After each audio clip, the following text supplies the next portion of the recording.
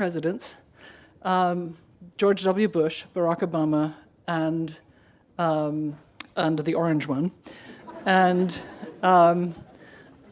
testified in 2019 in a hearing about the orange one's activities, and come through all of this, I think, with a shining reputation and an ever more sort of bright star as a public speaker, as an author and a writer, and I think a public intellectual.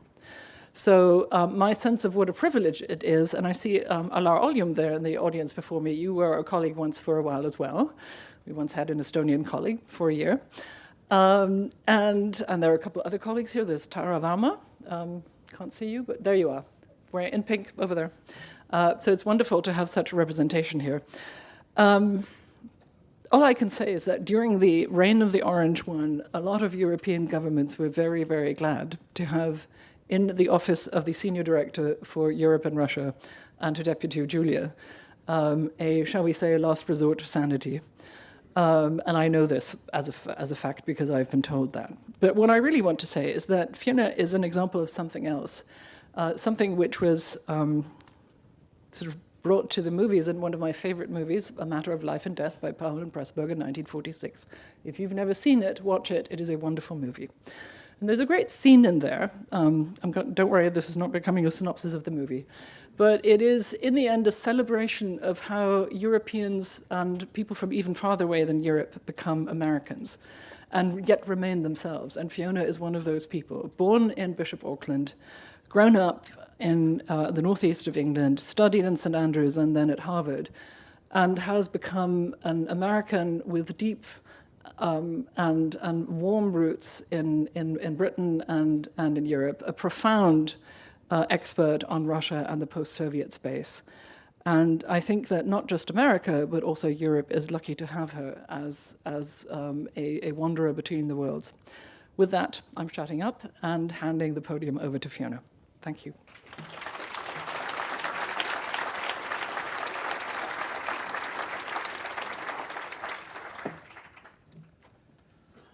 Well, thank you very much, Constance. I wasn't quite expecting that introduction. And it's a great honour to be with so many people who I admire here. I think actually everybody in this room, just such an honour to be with all of you colleagues and people I've been meeting for the first time during the last day or so.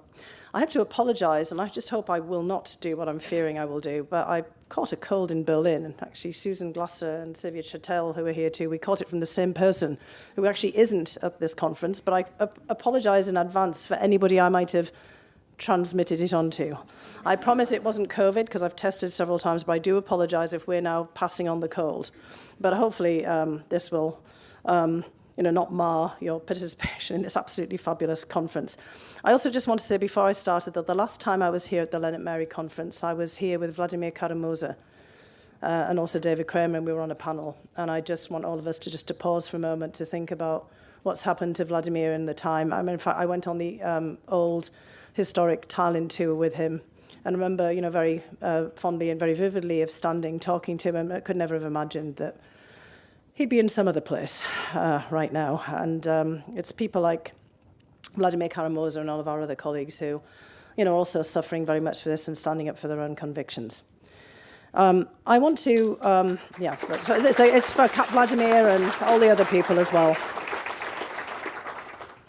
I've been asked to try to frame some of the issues that we've been talking about here at the event, and eventually this will be put online by Eva and her colleagues.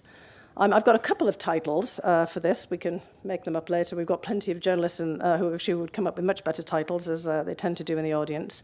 But to talk about Ukraine in the New World Disorder, or as I've also titled it, The Rest's Rebellion Against the United States. And we heard quite a lot about that last night, I think, in the Night Owl panel.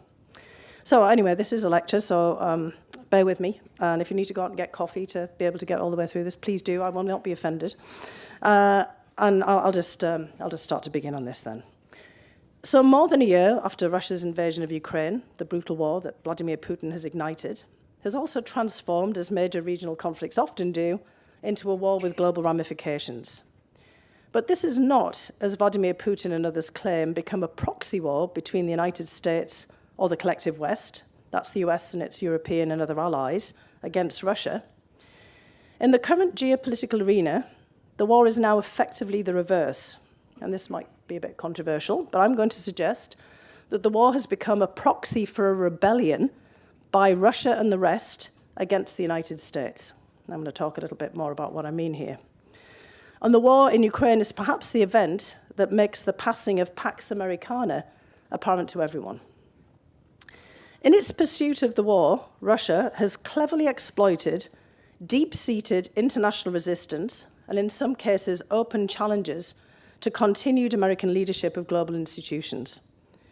It's not just Russia that seeks to push the United States to the sidelines in Europe, and China that wants to minimize and contain US military and economic presence in Asia, so both can secure their respective spheres of influence. But there's other countries that traditionally, from the European perspective, we've considered middle powers or swing states, the so-called rest of the world, that would also like to see the United States cut down to a different size in their neighborhoods and exert more influence over global affairs. They want to decide, not be told what's in their interest. So in short, in 2023, we hear a resounding no to US domination and see a marked appetite elsewhere in the world for a world without a hegemon. In this context, I would argue, and I think it's already been argued in several of the panels over the last day, that the next iteration of the global security, political, and economic system will not be framed by the United States alone. The reality is already something else. It's not even an order, which inherently points to a hierarchy, and perhaps it's not even a disorder, even though I had that in the original title. Because a range of countries are pushing and pulling in line with their own priorities to produce new arrangements. So we and the transatlantic community may need to develop some new terminology, as well as adapt our foreign policy approaches to deal with what was likely to be horizontal networks of overlapping and sometimes competing structures. We've entered what Samir Saran, who many of you here may know, the president of India's Observer Research Foundation, has dubbed the age of limited liability partnerships. The regionalization of security, trade, and political alliances will complicate our national security strategies and our policy planning. But actually, if we step back and think about it, it may also intersect with our priorities in useful ways if we can be flexible and creative, rather than simply resisting and responding when things go in directions we don't like. As British security expert Neil Melvin has suggested, someone who I think is known to many people here, but sadly isn't here right now, we should embrace the idea of minilateralism. Now, Lennart Meri, whom we celebrate and commemorate with this conference, demonstrated just this kind of flexibility that I'm thinking about here, as well as his creativity at a similarly disruptive juncture at the end of the Cold War, just as one might expect from someone who was a talented polyglot, a writer and a filmmaker, and who as a politician served as both foreign minister and as president. And in fact, we might even suggest that Lennart Meri prefigured our present moment.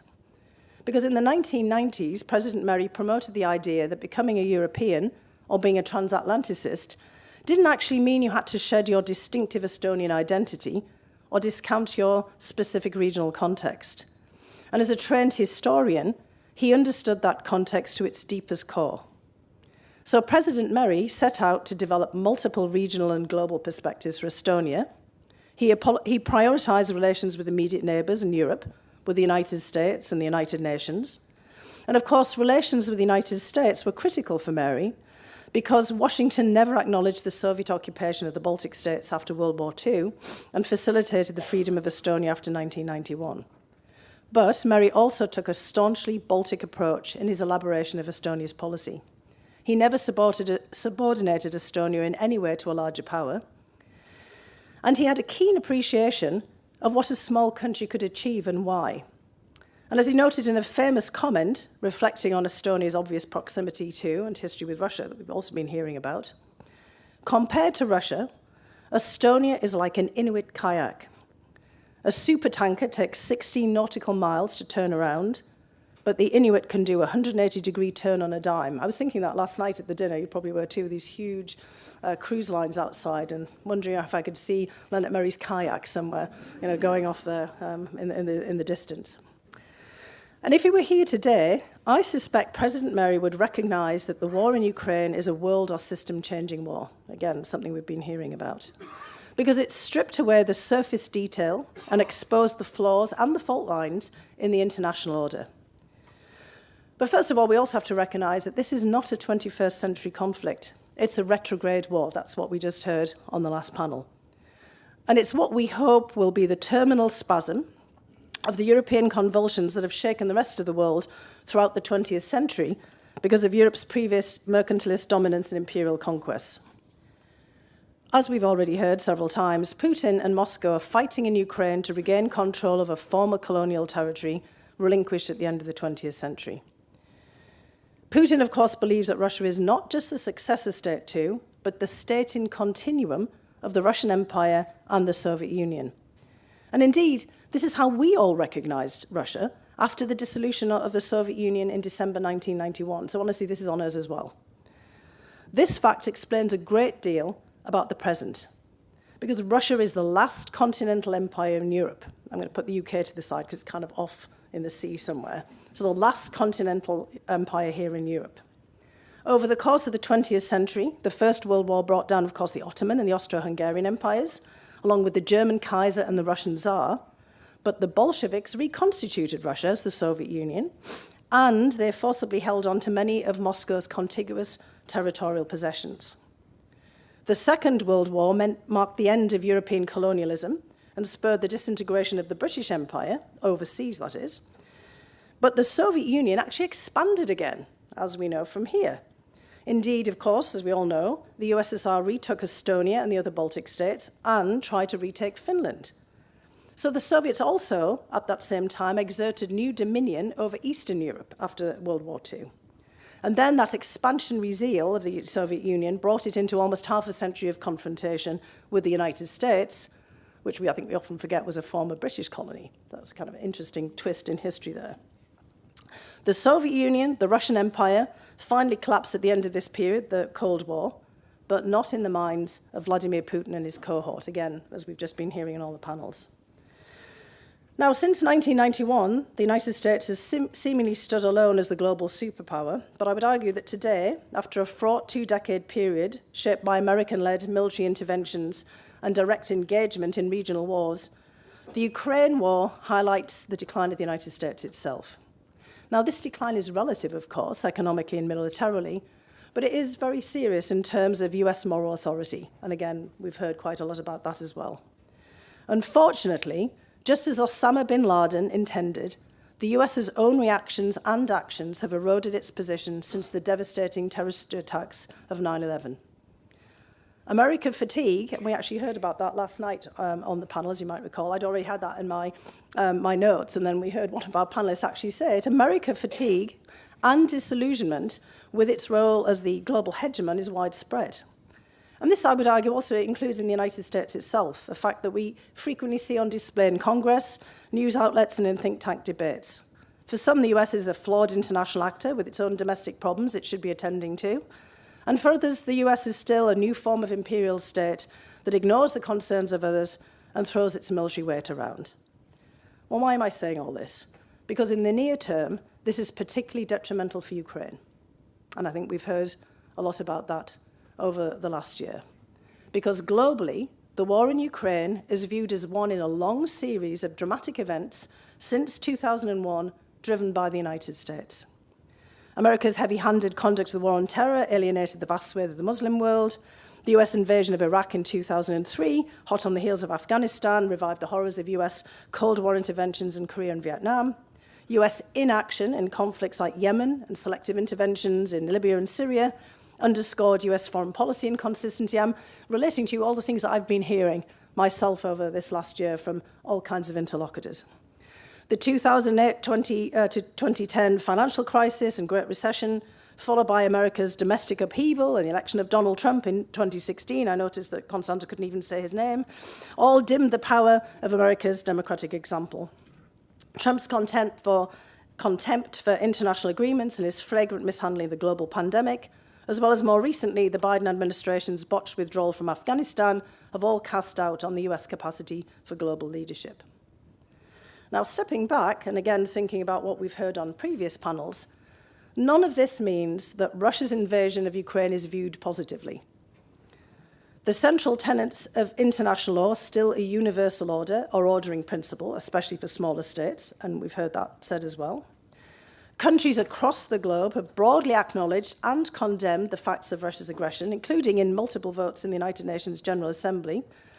The International Court of Justice, the International Criminal Court, and all kinds of other international rulings have emphasized that Ukraine has the legal, not just the moral high ground in this war. And furthermore, Moscow's brutal conduct, its atrocities, alongside its military blunders and failures, have also diminished Russia's standing. But how most states and commentators feel about the United States is the prism that they take for assessing Russia's actions. And I think all of us have been talking about that in the last day or so. Because Ukraine is essentially being punished by guilt through association for having direct US support in its effort to defend itself and liberate its territory. And indeed, in some international and American domestic forums, many of which we've all probably been participating in, discussions about Ukraine very quickly degenerate into arguments about US past behavior. Russia's actions are addressed in a perfunctory fashion. Russia's only doing what the United States does is the retort. Yes, Russia overturned the fundamental post-1945 principle of the prohibition against war and the use of force enshrined in Article 2 of the UN Charter, but the US already damaged this principle when it invaded Iraq 20 years ago. This is verbatim from an email I got recently from someone. Whataboutism is not just a feature of Russian rhetoric. The US invasion of Iraq is universally seen to have undercut US credibility, and it continues to do so. And of course, it's been referenced in passing here as well. So for many critics of the United States, Iraq was the most recent in a series of American sins, stretching back to Vietnam, and the precursor of current events. Again, even though a tiny handful of states have sided with Russia in all these successive UN resolutions in the General Assembly, significant abstentions, including by China and India, often rather than not, signal displeasure with the United States. And so as a result, the vital twin tasks of restoring the prohibition against war and the use of force as a critical cornerstone of the United Nations and international system, and of defending Ukraine's sovereignty and territorial integrity, all get lost all the time in a morass of skepticism and suspicion about the United States. So I want to talk about this for a bit more because I think it then will lead us to some thinking about how we can actually address this. And in several of the panels I've heard, well, okay, great, all this analysis, but where are some prescriptions? And I'll try to come to that at the end of the presentation. So in the so-called global south, and what I'm loosely referring to as the rest of the world, there's no sense of the US as a virtuous state. Perceptions of American hubris and hypocrisy are widespread. Again, we've heard about this. Trust in the international systems that the US helped invent and has presided over since World War II is long gone. And elites and populations in many of these countries believe that the system was imposed on them at a time of weakness when they were only just securing their independence. So even if elites and populations have generally benefited from Pax Americana, they seem to believe that the United States and what they call its bloc of countries in the collective West have benefited far more. So for them, this war is still about protecting the West's benefit and hegemony and not defending Ukraine. So Russian false narratives about its invasion of Ukraine and about the US resonate and take root globally because they fall on all this fertile soil. Russia's disinformation to many of the people that I've been talking to, and again, we've heard some of our other commentators mentioning this as well, for people outside of Europe and the United States, it seems more like information. It comports with the facts as they see them. So a lot of non-Western elites, not all, but a lot of them, share the same belief as some Western analysts that Russia was provoked or pushed into this war by the United States and by NATO expansion. They resent the power of the US dollar and Washington's use of financial sanctions. They say they weren't consulted by the US on this round of sanctions against Russia. They see Western sanctions constraining their energy and food supplies and pushing up prices. And they blame Russia's Black Sea blockade and deliberate disruption of global grain exports on the United States, not on the actual perpetrator, Vladimir Putin. And they point out that no one pushed to sanction the United States when it invaded Afghanistan and Iraq, even though they were opposed to US intervention, so why should they step up now? So what I'm relating here is basically a summary of all kinds of discussions that I and many of my colleagues at Brookings, Constanza and others have been taking part in over the course of this last year by the war. So this, I just wanted to put it all together and to relate to here about the problem that we're dealing with here. Because a lot of countries in the global south, their resistance to the United States and European appeals for solidarity on Ukraine have become a kind of an open rebellion. This is a mutiny against what they see as the collective West dominating the international discourse and foisting its problems on everyone else, while brushing aside their priorities on climate change compensation, economic development, and debt relief. They feel constantly marginalized in world affairs. And in fact, several people have said, well, why are we labeled, as I'm actually reflecting this as a speech, the global south? You know, we were previously called the third world or the developing world. Why are we even the rest of the world? You know, they are the world, 6.5 billion people. For them, our terminology is reeking of colonialism. And so I would argue that at this particular juncture, the Cold War era non-aligned movement has re-emerged, if in fact it ever went away. But at present, this is less of a cohesive movement than a desire for distance, to be left out of what a lot of people have been talking to us about, the European mess around Ukraine. I mean, it's hard to hear all of this, but this is what we're contending with. But within all of this, there's another thing that I want to mention here, because there's also a very clear negative reaction to the American propensity for defining the global order and forcing countries to take sides. As one Indian interlocutor recently exclaimed to us about Ukraine, this is your conflict. We have other pressing matters, our own issues. We're in our own lands on our own sides. Where are you when things go wrong for us? I think we heard a little bit about that last night as well. So most countries, including many here in Europe, reject the current US framing of a new great power competition, a geopolitical tug-of-war between the United States and China. States and elites bristle at the US idea that you're either with us or against us, or you're on the wrong or the right side of history in an epic struggle of democracies versus autocracies. And few outside of Europe have accepted this definition of the war in Ukraine or the geopolitical stakes. They don't want to be assigned to new blocs that are artificially imposed, and no one wants to be caught in a future titanic clash between the United States and China. In contrast to the United States, as well as some other countries that we can all think of, Japan, South Korea, and also India, most countries do not see China as a direct military or security threat. They may have some very serious qualms about China's rough economic and political behavior and its blatant abuse of human rights, but they still see China as a valuable trade and investment partner for their future development. They don't see the United States and the European Union as offering sufficient alternatives to turn away from China, including in the security realm. And even within Europe, I think we all know and are very well aware of this, that the sense of how much is at stake for individual countries in the larger international system and in relations with China also varies quite considerably. Outside of Europe, excuse me, there goes the voice. Oh, I hope you haven't got my cold already. No, okay, good, sorry. So outside of Europe, the interest in new regional orders is much more pronounced than I might even think.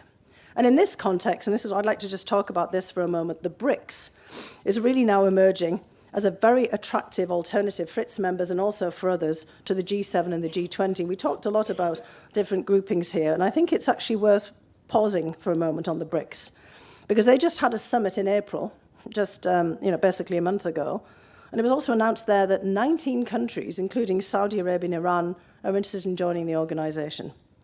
So countries see the BRICS and also other entities that we wouldn't really think about, like the Shanghai Cooperation Organization, or the SCO, as offering flexible diplomatic arrangements, possible new strategic alliances, and different trade opportunities beyond the United States and Europe. Now, that being said, BRICS members and aspirants have very disparate interests, and I think we need to consider these as we look ahead to finding a resolution of the war in Ukraine, and as we kind of consider the structures and networks we're going to have to deal with in the future. And if I'm going on too long with just discussing some of this, I would like Eva and Constanda to give me the signal, the universal signal of please hurry up. So I'm going to run through some factors that are relevant to thinking about Ukraine in the BRICS context. And again, because I do think that the BRICS deserves a lot more attention. I know a lot of people here are thinking about this. Now, from the Russian perspective, obviously, Putin's hoping that the war has undermined the 1945 global equation.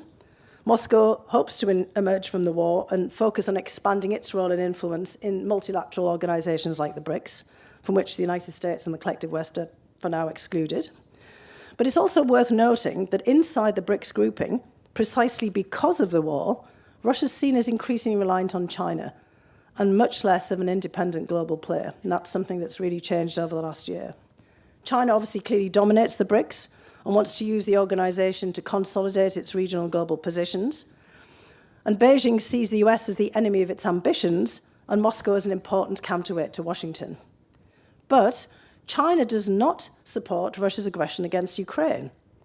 However, US security framing, including the frequent invocations of Taiwan and China is watching Ukraine in the US Congress and elsewhere, raises concerns in Beijing that Washington sees the Ukraine war as a test run for a clash with China. Brazil, the first B in the BRICS, values China as a counterweight to the United States. And as one Brazilian interlocutor told a group of us recently during one of our think tank exchanges, Brazil is condemned to exist on a continent dominated by the United States. Most of our jaws dropped. That was the opening line of the presentation. And as in China, heated American rhetoric about the war in Ukraine has shaped the perceptions of the conflict in Brazil. Some Brazilian elites and officials view the war in Ukraine as the first proxy war in the 21st century between the United States and China. For them, Russia is already subordinate to China and weakened as an actor beyond its neighbourhood. That was a bit of a surprise from these past discussions. India, of course, wants to play a larger role in the Indian Ocean, but unlike Brazil, it sees China as a genuine security threat, especially in the Himalayas, where the two countries have clashed over territory, and we heard a bit again about that last night. And for New Delhi, Washington is very fickle as a source of support, where Moscow has been a long-time supplier of arms and ammunition. So India fears Russia's new dependency on China, and of all the BRIC members, India is probably in the most difficult policy predicament, because it wants to keep tabs on what China and Russia are doing with each other within the BRICS, but it also still wants to maintain relations with the US and with everyone else as well. Now, South Africa is quite tricky, on the other hand, because we've had a lot about South Africa in the last few days. And it wants to develop its relations with both China and Russia in the BRICS. And for South Africa, China is a source of investment and development assistance, while Russia is very clearly, for South Africa, the continuation of the USSR, which was decisive in helping the African National Congress fight apartheid during the Cold War. And we've heard many times that the ANC views the United States as the new imperial power and rejects what it sees as America's demonization of Russia in the Ukraine war. Now, I'm just going to talk very quickly about Saudi Arabia and Iran as two of the aspirants, keeping an eye on the time here. Because Saudi Arabia, among the BRICS aspirants, sees US power fading in the Middle East after its military withdrawals from Iraq, Syria, and Afghanistan. And in seeking to join the BRICS, Saudi Arabia wants to take advantage of all these new shifts in global power and trade. China's become the key importer of Middle East oil. It's a significant regional investor, and it's the recent mediator, of course, in Saudi Arabia's relations with Iran and Yemen. And for the Saudis, Russia is a factor in the Middle East. Russia is a Middle East player. It's not just because of Syria, but it's there in energy calculations. And there's a whole host of new economic opportunities are opening up because so many Russian businesses are moving their money and activities to the Gulf region to avoid Western sanctions. Now, Iran, on the other hand, all very different. It's desperately seeking economic relief. It sees an opportunity through the BRICS to change its regional pariah status and build on recent Chinese-brokered rapprochement with Saudi Arabia. But Tehran believes that the war in Ukraine has undermined Europe as an independent source of power and resubordinated Europe to Washington. And on top of that, Iran then senses US weakness ahead of the 2024 American presidential elections and the chance to play a completely different international game. So that's partly why we see Iran already providing weapons to Russia to use against Ukraine. So again, we've got some very disparate views here. And I think given the fact that we've got so many agendas and aspirations centered on just one of these alternative global orders, managing the war in Ukraine, as well as all the other high-stake issues that we've got to deal with, from climate change, future pandemics, and nuclear non-proliferation, of course, becomes extremely difficult unless we start to think differently about the challenge that we're dealing with. And again, this is essential for Ukraine, because Ukraine's long-term prospects depend on broader global dynamics and the goodwill of other countries, including all these BRICS members. not just on the military, political, and economic support of the United States and Europe, no matter how vital that is. Because of its size and location, Ukraine's a multi-regional state.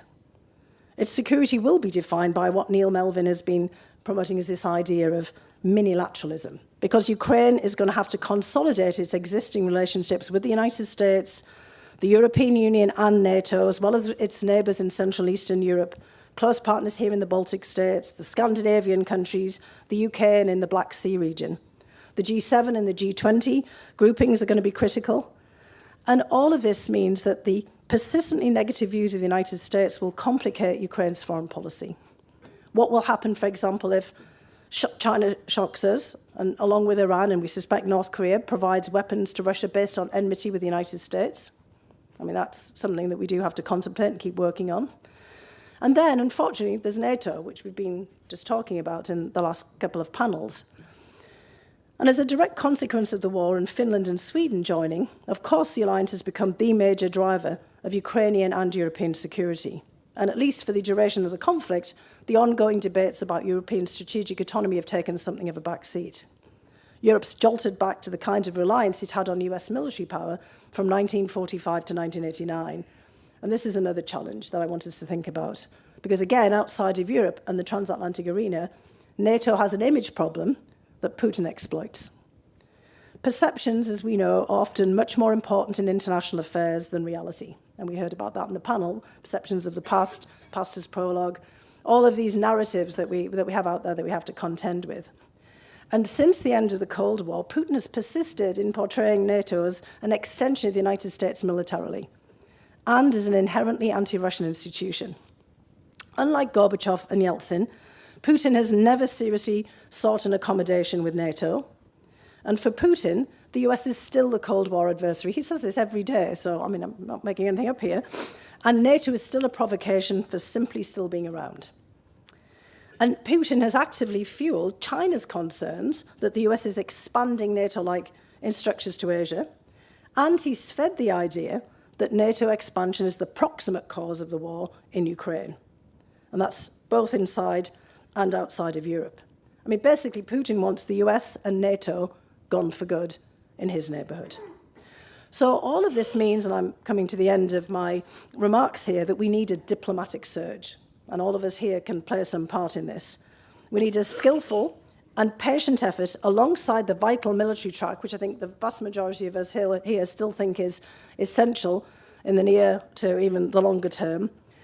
We need this diplomatic surge to help end Russia's brutal and senseless war, because Ukraine needs broad-based global support. So we have to push back against Putin's disinformation and all of these anti-US and anti-NATO narratives. The United States and Europe will have to engage the rest of the world in an honest conversation about the stakes of this war.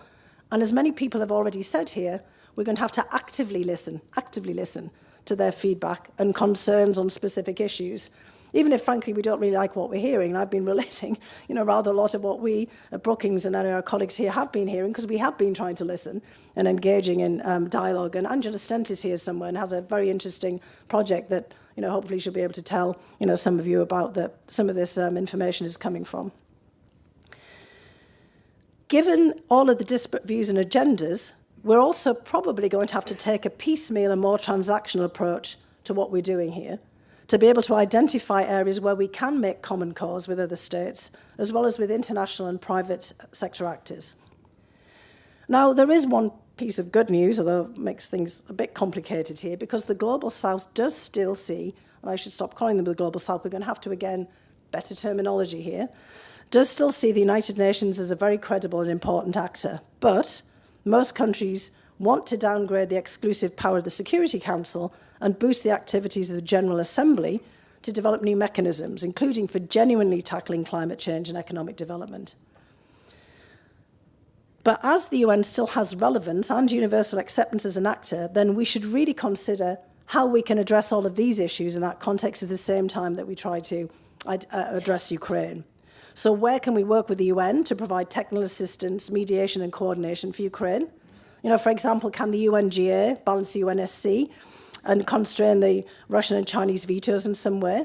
And we should also ask ourselves, if this possible, for a larger role to be played by the ICJ and the ICC. And I say that because South Africa made an interesting recent decision to stay in the ICC, not pull out as they were contemplating, it seemed, at one point, and actually to suggest to Putin that he not attend the upcoming BRICS summit in Johannesburg in August so they don't have to detain him in line with the March arrest warrant from the ICC. So that's actually an interesting point. I mean, we have to look for points like this to see whether there's something that we can actually do. I would also say, how can we build on the UN crisis interventions like the International Atomic Energy Agency's effort to secure the Zaporizhzhia nuclear plant in Ukraine? That's actually been a very important effort where a lot of people have been involved. And the Black Sea Grain Initiative. Let's try to think about how we could turn these into durable long-term solutions, but in partnership with other countries outside of Europe and the United States. And then finally, if the United States is the prism for everyone for Ukraine, and this is, as I have argued, has become a kind of proxy rebellion against the United States, what alternative actors could be brought into this who could gain traction to restore peace through collective action? All eyes are currently on China, but India has historical goodwill in multiple regional contexts and might help break common ground with others. So do countries like Kenya in Africa, and I think many of us will remember the amazing speech by Martin Kimini, the permanent rep to the UN, about Ukraine. I mean, that was one of the more inspiring speeches that I think many of us have heard here, and very important to look at the text of that speech and to really process what he said. There's also countries like Singapore in Asia. And then we've had all of this debate here about colonialism and, kind of how to deal with the past. But there are in Europe quite a few countries, the Scandinavian countries, even Sweden, that have never established colonies in Africa or Asia. Right? As you said, you had to slough off the Danes, and then at various points, Sweden moved out, but you didn't get as far as Africa and Asia. And of course, we have Estonia and the Baltic states, which have individually and collectively played very important roles in both the European Union and NATO in spurring action by the larger countries and then keeping them honest. And I want to then return and finish where I started off with Lennart Meri, whose wonderful smiling face we see here, because this is a Lennart Meri moment. We need the maneuverability of an Inuit kayak. We don't need the laborious turns of a supertanker or an encumbered superpower. So thank you very much for listening.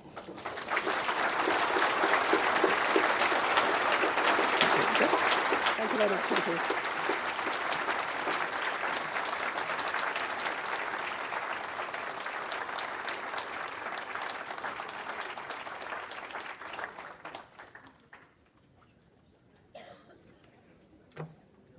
You may have now your well-deserved rest and coffee.